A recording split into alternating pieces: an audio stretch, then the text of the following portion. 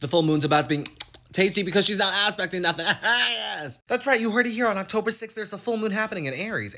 What? She's not aspecting anything? That's right, no retrograde planets, no outer planets, no planets. Well, the sun still does aspect the moon, but you get it. Hopefully. Aries, the full moon is taking place in your first house of self-identity, independence, and taking action after your life's direction. Great transit for being in alignment with your emotional well-being and letting your intuition serve as a guidance towards taking action. We want to watch out for that impulsive and spontaneous action though, right?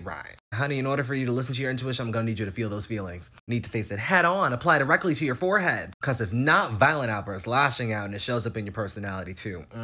Now, of course, be sure to balance out the energy by tapping into relationships, partnerships, interpersonal connection, business contracts, marriage and unions, although several results may vary. Call now. This full moon is illuminating the relationship that you have with yourself. It's the best relationship one can ever have. Look. Taurus, the full moon is taking place in your 12th house of spiritual development and liberation, your connection to source, deepening it if it already exists, trusting the unknown, going with the flow as well as karmic dealings.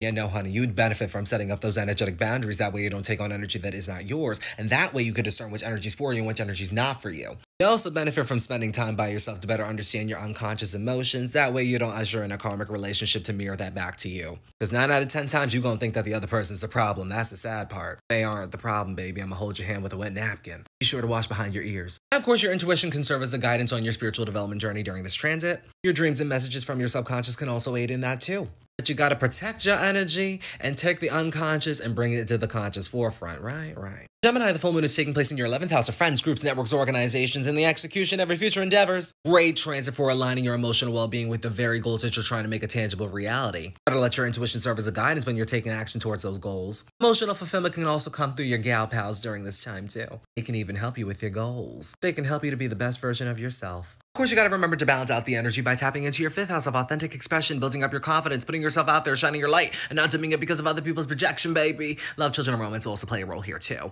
Cater to your inner child and your creativity. Put a light on that, it's gonna bring emotional fulfillment. It's gonna bring some external joy too. So baby, you better express yourself. Express yourself. That's right. But also express your unconventionality, your quirks, what makes you different.